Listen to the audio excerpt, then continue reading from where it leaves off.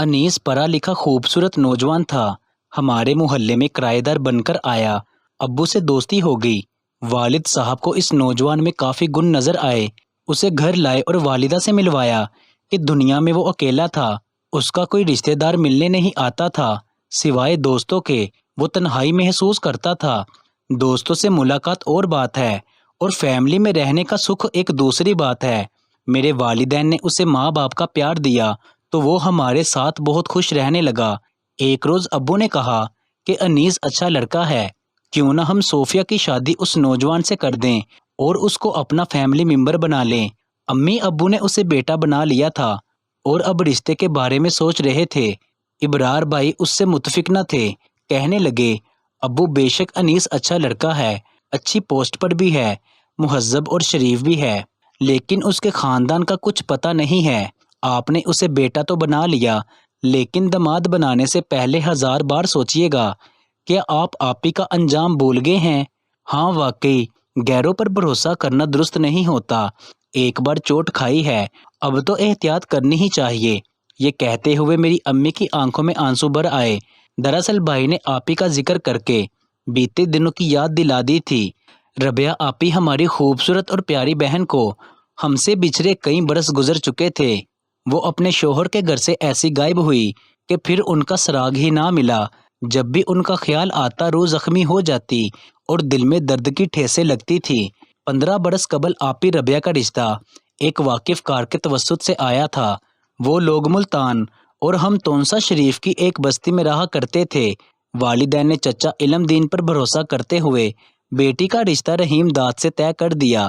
چچا علم دین ہمارے گاؤں کے رہنے والے تھے۔ والد صاحب کے کلاس فیلو تھے اور عرصہ سے ملتان میں سکون پذیر ہو گئے تھے۔ آپی کا رشتہ طے کر دیا گیا اور وہ بیاہ کر تونسا شریف سے ملتان چلی گئی تھی۔ چچا علم دین نے صحیح کہا تھا، وہ اچھے لوگ تھے اور امیر گھرانوں میں ان کا شمار ہوتا تھا۔ آپی کو ساس سسر کا پیار ملا اور شوہر کا بھی۔ وہ خوش اور مطمئن تھی تو ہم بھی مطمئن تھے۔ آپی کو شوہر کے گھر زندگی کی ہر آسائش میسر تھی۔ جب پہلی بار ان کے گھر گئے تو رحیم بھائی نے اس قدر عزت اور خاطر تواضع کی کہ امی ابو پھولے نہ سماتے تھے کہ اللہ تعالیٰ نے بیٹی کا نصیب سنوار دیا ہے، ایسا مہذب اور خوشحال گھرانہ عطا کیا ہے کہ بہت کم خوش نصیبوں کو ملتا ہے۔ لیکن کہتے ہیں کہ دن سدا سے ایک نہیں رہتے، کبھی خوشی کبھی غم۔ میری بہن کی زندگی میں خزاں کا پہلا جھونکا اس وقت آیا جب ہمارے دلہا بھائی رحیم داد رات کو دیر سے گھر آنے لگے۔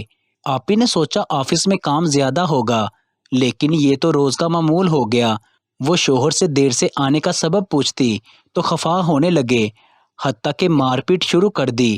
آپی ربیہ صبر والی تھی، امی ابو کو نہ بتاتی کہ یہ سب کچھ تو معاشرے میں آئے دن عورت کے ساتھ ہوتا رہتا ہے۔ وہ ہر ظلم سہتی رہی اور اف تک نہ کی۔ شاید یہی ان کا قصور تھا۔ سسر کا انتقال ہو گیا، ساس ضعیفی کے باعث بیٹی کے پاس چلی گئی، بلکہ بیٹی آ کر لے گئی کہ اپنی والدہ کی خدمت میں خود کروں گی۔ یہ دونوں شفیق ہستیاں ایسی تھیں جو آپی کے سر پر سائبان کی طرح تھی۔ جب سائبان نہ رہا، رحیم داد کی خوب بہار آ گئی۔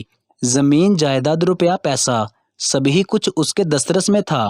بالآخر ایک روز ایک طوائف کو گھر لے آیا، تب ربیہ آپی کے صبر کا پیمانہ لبریز ہو گیا۔ ایک بنی سنوری عورت آنکھوں کے سامنے آ بیٹھی تھی۔ ہمارے بہنوئی نے کہا یہ میری دوسری بیوی ہے، اسے سلام کرو، اب یہ ہمارے ساتھ ہی رہے گی۔ ربیہ آپی بولی اگر یہ دوسری بیوی ہے تو اسے دوسرا گھر لے کر دو، یہ ہمارے ساتھ نہیں رہے گی ورنہ میں چلی جاؤں گی۔ آپی سے یہ دکھ برداشت نہ ہو پا رہا تھا۔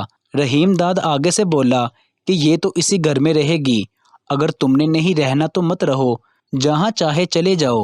آپی اس وجہ سے اپنا دکھ نہ بتاتی تھی کہ والدین کو تکلیف نہ ہو، اور امی ابو اس فکر میں پریشان تھے کہ خود کیسے مداخلت کریں۔ بالآخر ایک روز رحیم داد کا فون آ گیا کہ تمہاری بیٹی گھر چھوڑ کر چلی گئی ہے۔ والد نے پوچھا کہ کہاں گئی ہے؟ ہماری بیٹی ایسا نہیں کر سکتی، ابو ملتان گئے۔ آپی کے بچے سہمے ہوئے تھے۔ انہوں نے بتایا کہ اس عورت کی وجہ سے ابو نے ہماری امی کو بہت مارا۔ پھر شام کو مونچھوں والے ایک انکل آئے اور امی کو زبردستی گاڑی میں بٹھا کر لے گئے تھے۔ والد صاحب کو داماد نے کہا کہ وہ خود اپنی مرضی سے مجھے بتائے بغیر چلی گئی ہے۔ ظاہر ہے کہ آپ کے پاس ہی پہنچی ہوگی اور آپ نے اسے کہیں چھپا دیا ہے تاکہ مجھ پر مقدمہ کر سکیں۔ والد صاحب نے بھانپ لیا کہ حالت سنگین ہے تو انہوں نے پولیس اسٹیشن جا کر رپورٹ درج کروائی، لیکن رحیم داد کافی امیر اور اثر و رسوخ والا آدمی تھا۔ اس نے پولیس کو دے دلا کر چپ کروا دیا۔ والد صاحب ملتان میں دھکے کھا کر خاموشی سے واپس آ گئے۔ انہوں نے کافی کوشش کی کہ کسی طریقے سے ان کی گمشدہ بیٹی کی خبر مل جائے، مگر کئی سال گزر گئے، ربیہ آپی کا کوئی سراغ نہ ملا۔ میں اس وقت کافی چھوٹی تھی، لیکن مجھے یاد ہے کہ امی اس خبر سے کس قدر سکتے میں چلی گئی تھی۔ وہ کئی مہینے بستر سے ہی نہ اٹھ سکی تھی، اور تو اب ہمارے لیے آپی کی گمشدگی کے علاوہ گھر کو سنبھالنا بھی ایک بہت بڑا مسئلہ تھا۔ اپنی باقی اولاد کی خاطر شاید امی نے اپنی ہمت جمع کی اور دوبارہ سے زندگی کی طرف آنے لگی۔ آج اس بات کو کئی برس بیت چکے ہیں، لیکن ہم اس آس پر جی رہے ہیں کہ شاید کبھی تو ہماری بہن لوٹ کر آ ہی جائے۔ ایک روز انیس کے دوست ابو سے ملنے آئے، وہ بھی ان کے ساتھ محکمے کے آفیسر ہی تھے۔ انہوں نے ارادہ ظاہر کیا کہ انیس آپ لوگوں سے رشتہ داری کے خواہاں ہیں اور اس مقصد کے لیے خاص طور پر مجھے بھیجا ہے تاکہ اس کا مدعا بیان کر سکوں۔ والد صاحب نے کہا بیٹا ہم سوچ کر جواب دیں گے۔ پھر ابو امی اور بھائی کی میٹنگ ہوئی۔ ابرار بھائی مان کر بھی نہ دے رہے تھے کہ انیس جب تک کسی اپنے خاندان کے فرد سے نہ ملائے گا صوفیہ کا رشتہ نہیں دیں گے۔ ربیہ کے بارے میں بھی ہم لوگوں نے یہی غفلت کی اور وہ ہم سے گم ہو گئی۔ غیروں سے اپنے ہی بھلے، چاہے کم پڑھے لکھے ہوں، غریب ہوں، نکمے ہوں، کم از کم ان کے عیب ثواب سے آگاہی تو ہوتی ہے۔ کچھ دن مسئلہ زیر بحث رہا۔ آخر والد صاحب نے انیس کے حق میں فیصلہ کر دیا۔ انہوں نے بھائی کو سمجھایا کہ بیٹا ہر بچی اپنی قسمت لے کر پیدا ہوتی ہے، اللہ نے چاہا تو ہماری صوفیہ کی اچھی ہی قسمت ہوگی۔ انیس سے میرا رشتہ ہو گیا اور آئندہ کا معاملہ قسمت پر چھوڑ دیا گیا۔ شادی کے بعد وہ مجھے بنگلے میں لے آئے۔ انیس واقعی بہت اچھے شوہر اور اچھے انسان ثابت ہوئے۔ وہ خوش اخلاق انسان تھے کہ سٹاف کا ہر آدمی ان کی تعریف کرتا تھا۔ ان کے بارے میں ہر کسی کی یہی رائے تھی کہ وہ بہت ایماندار، دیانتدار اور صاحب حیثیت شخص ہے۔ انہوں نے مجھے عزت، محبت، توجہ اور احترام سبھی کچھ دیا۔ ایک دن جبکہ وہ کسی کام سے کراچی گئے ہوئے تھے، کچھ کتابیں ترتیب سے رکھتے ہوئے ان کی ڈائری مجھے مل گئی۔ ایک پیراگراف پڑھا۔ حقیقت آج پتہ چل گئی کہ انہوں نے مجھ سے جھوٹ بولا تھا کہ ان کے والدین اور رشتہ دار کوئی بھی اس دنیا میں نہیں ہے، حالانکہ ان کے والدین اسی دنیا میں تھے اور زندہ سلامت تھے۔ انہوں نے ہم سب سے اتنا بڑا جھوٹ کیوں بولا؟ یہ دیکھتے ہی میرا سر گھومنے لگا۔ آخر اس بات میں ایسا کیا راز تھا کہ ان کو ساری دنیا کو دھوکہ دینا پڑا؟ جوں سوچتی جاتی میری الجھن اور پریشانی بڑھتی جاتی۔ میں شدت سے انیس کے کراچی سے لوٹ آنے کا انتظار کرنے لگی۔ ایک ہفتے کا کہہ کر گئے تھے، لیکن ایک ماہ گزر گیا اور وہ نہ لوٹے تو میری حالت غیر ہونے لگی۔ مجھے اپنی بہن ربیہ آپی کا انجام یاد آنے لگا۔ ان کی بھی تو اسی طرح ایک اجنبی سے شادی ہوئی تھی۔ بالآخر وہ لاپتہ ہو گئے۔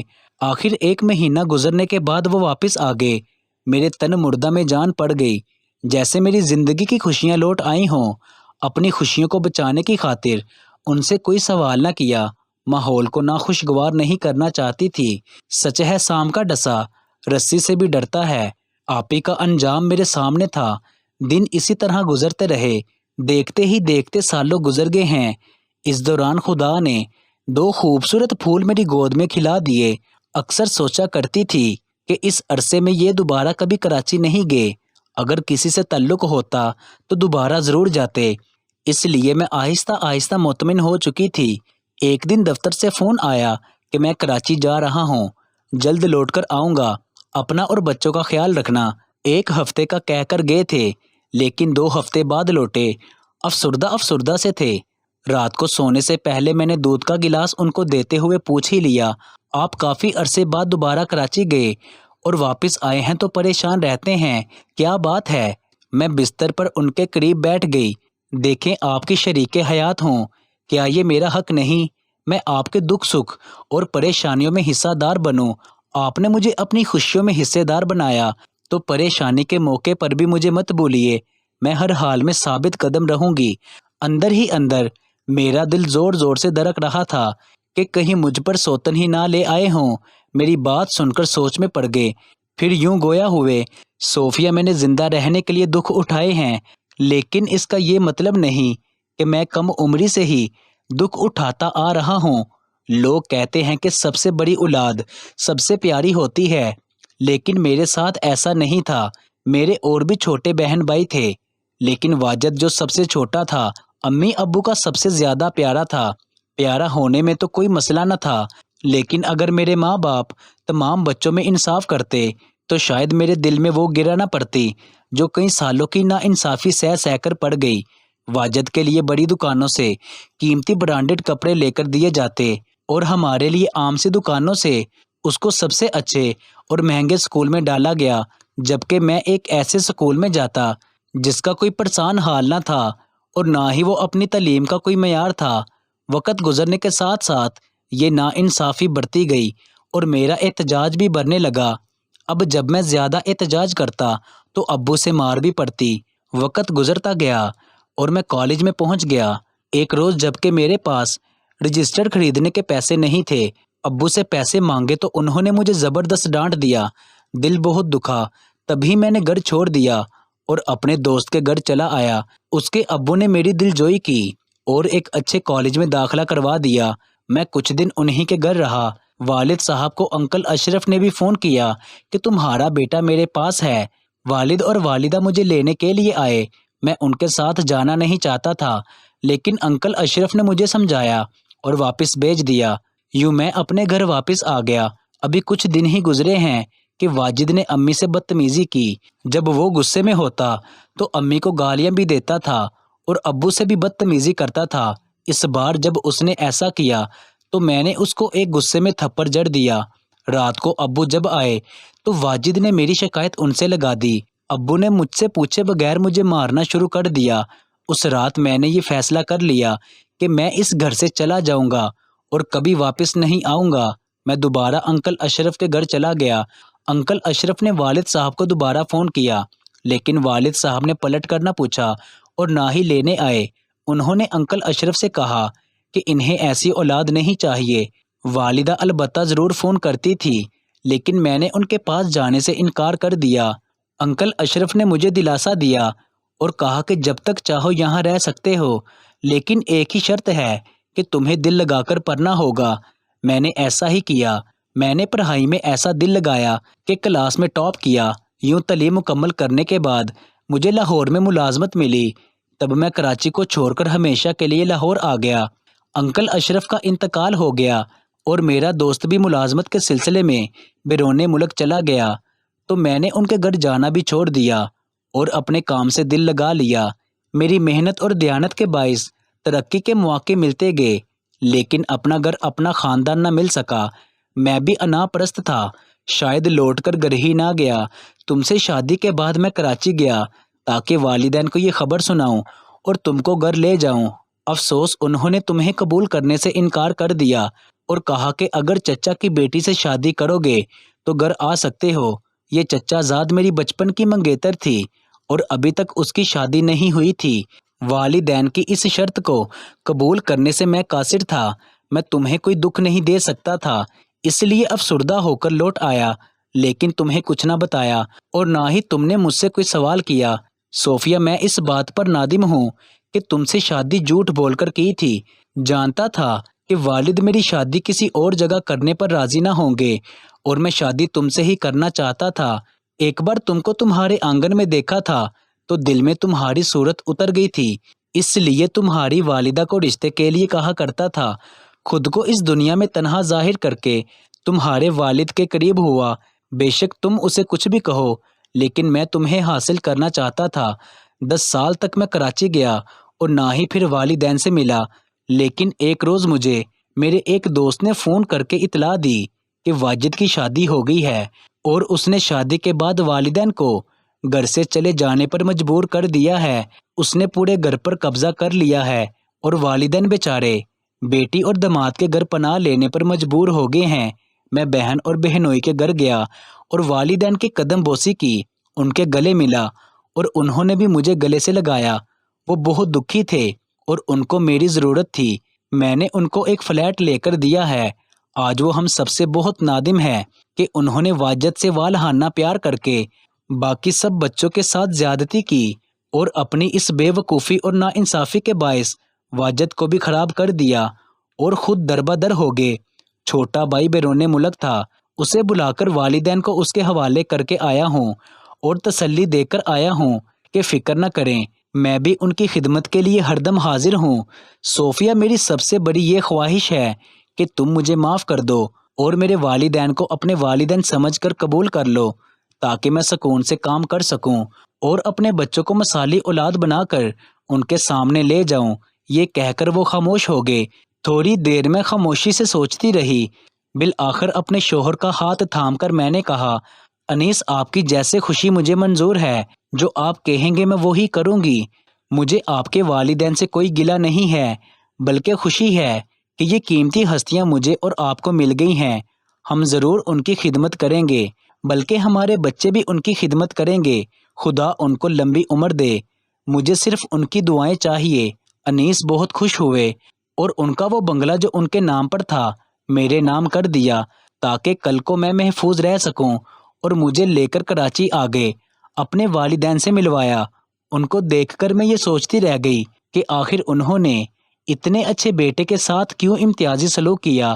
میں سوچتی ہوں کہ میں ایسا کبھی نہیں کروں گی، اپنے سارے بچوں کے ساتھ یکساں سلوک رکھوں گی، کیونکہ یہ ہمارا مذہب اسلام ہمیں سکھاتا ہے۔ کوئی بڑا بیٹا ہو یا چھوٹا بیٹا، اولاد سبھی ایک جیسی ہونی چاہیے اور ایک جیسی ہی پیاری ہوتی ہے۔ مزید ایسی کہانیوں کے لیے اس چینل کو سبسکرائب کر لیجیے گا، کیونکہ اس چینل پر ایسی ہی کہانیاں ملتی رہیں گی۔ آپ کے قیمتی وقت کا بہت بہت شکریہ۔ کہانی اچھی لگی ہے تو اس کو لائک اور شیئر ضرور کر دیجیے گا۔ ملتے ہیں ایک نئی کہانی کے ساتھ۔ مجھے دیجیے اجازت۔ اللہ نگہبان۔